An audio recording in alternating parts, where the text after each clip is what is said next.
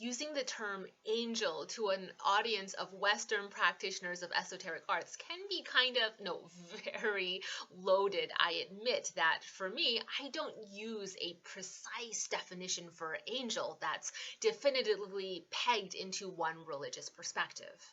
First and foremost, Spirit Keepers Tarot's purpose is to attain knowledge of who your holy guardian angel is and to put you in direct conversation with your holy guardian angel. Here's my theology. This material world, this universe has a consciousness, a mind to the universe's body. This universe has a soul, as do we, and the universe's soul is a monotheistic God concept, the Holy Spirit. Then, within the consciousness of the universe, the mind of our world, there are positive thoughts, thoughts of a higher good, thoughts toward a higher, greater collective good, and toward you contributing to the society you are a part of, toward you achieving a great work, work that benefits a large number of people. Those positive thoughts are personified by religion as angels. When I say dialogue with an angel or am conversing with angelic beings, I mean you are focusing on those higher collective good thoughts only. You are channeling those higher good thoughts so they become one and become reconciled with your own thoughts. That part of the universal consciousness becomes your own personal consciousness. The two are tempered, divine consciousness tempered with personal consciousness.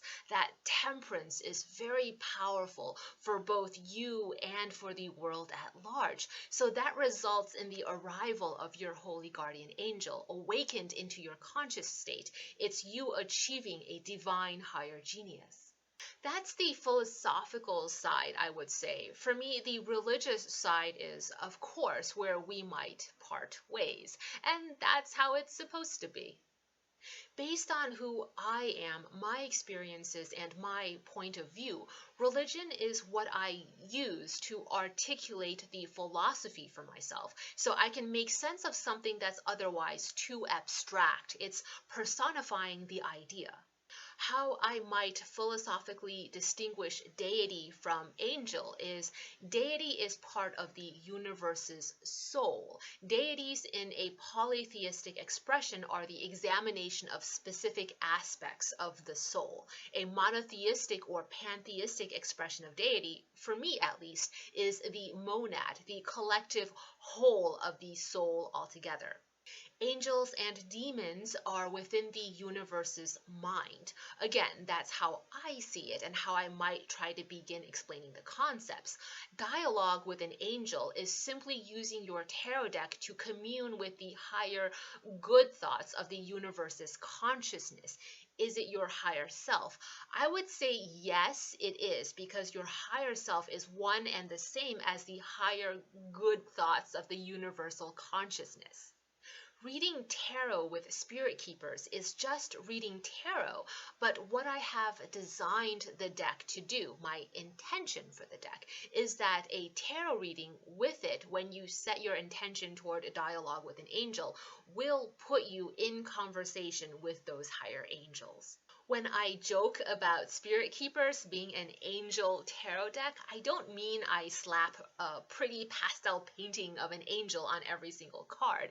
It's an angel tarot deck because it's, I hope at least, a powerfully effective tool for clear communication with the angelic realm. Okay, but theoretically, can't any tarot deck at all, if the tarot reader sets the intentions accordingly, be used to dialogue with an angel? Sure, of course it can. Though I will risk getting elitist and say that it may very well depend on the inherent abilities of the tarot reader.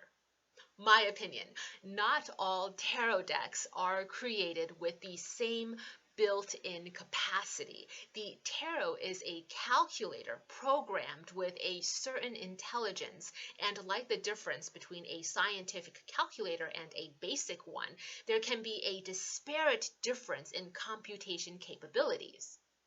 A genius mathematician can do far more with a basic calculator than the average user. I pick up a basic calculator and can pretty much only do whatever the functions limit me to do, addition, multiplication, the basics because I'm using a basic calculator. I'm basic.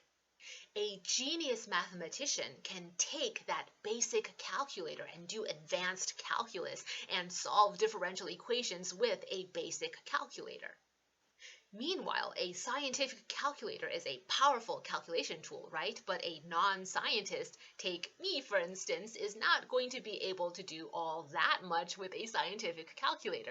The scientific calculator has this huge scope of sophisticated functions, but back in the 8th grade, I used my scientific calculator to play games. Anyone else remember those skiing games on their TI-85s?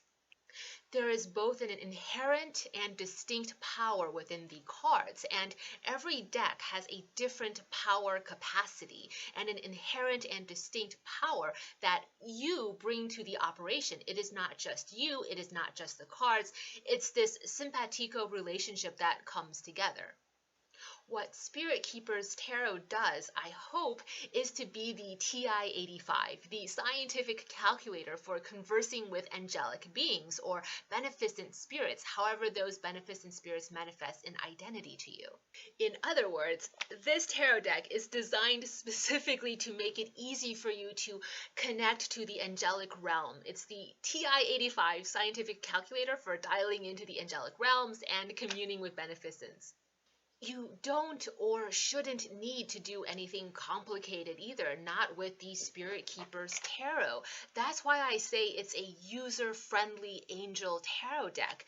Before you start a tarot reading, set the intentions that the cards will be the voice of angels speaking back to you. Then proceed as usual with a tarot reading. The reading result isn't just an ordinary result, however, it's going to be expressing the reply of an angelic being. Now, perhaps it may help to take a moment and talk about the Holy Guardian Angel. The brilliant thing is you can adopt any concept of the Holy Guardian Angel, and this tarot deck will facilitate connection for you to that concept of the Holy Guardian Angel. What I found interesting is while Aleister Crowley was traveling through China, he was working on perfecting rituals that would enable him to connect to his holy guardian angel. Just random trivia, I thought it was interesting.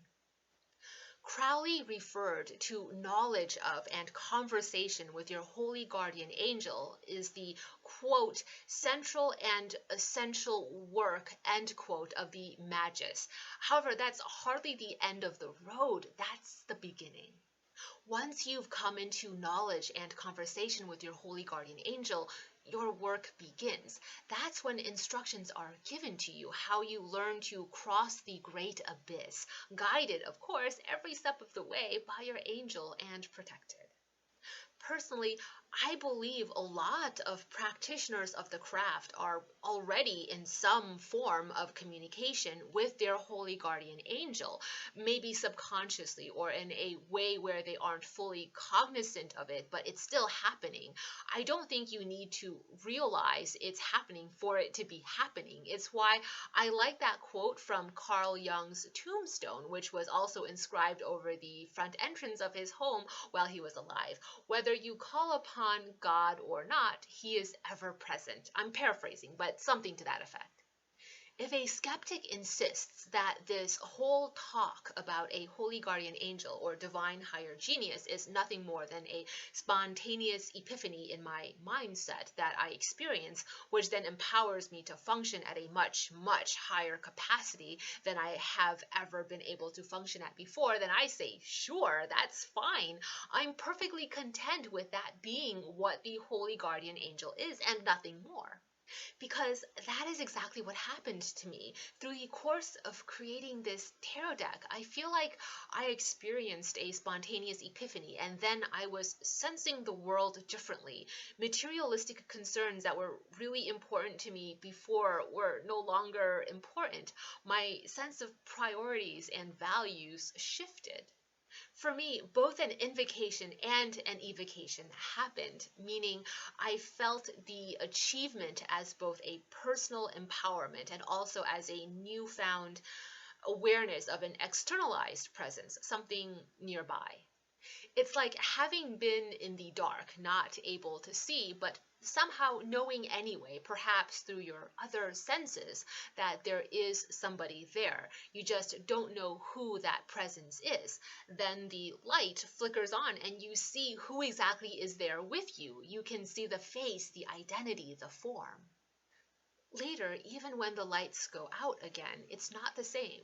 Now you know exactly who that presence in the dark is. Being in the dark is never the same again.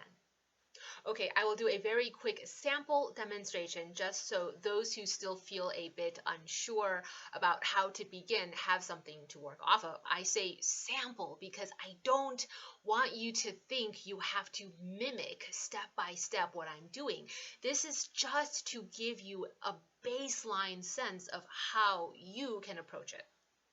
I'll start by putting my dominant hand in craft over the cards. For me, that's my left hand, but it's going to vary person to person. Really depends which is your dominant hand in craft.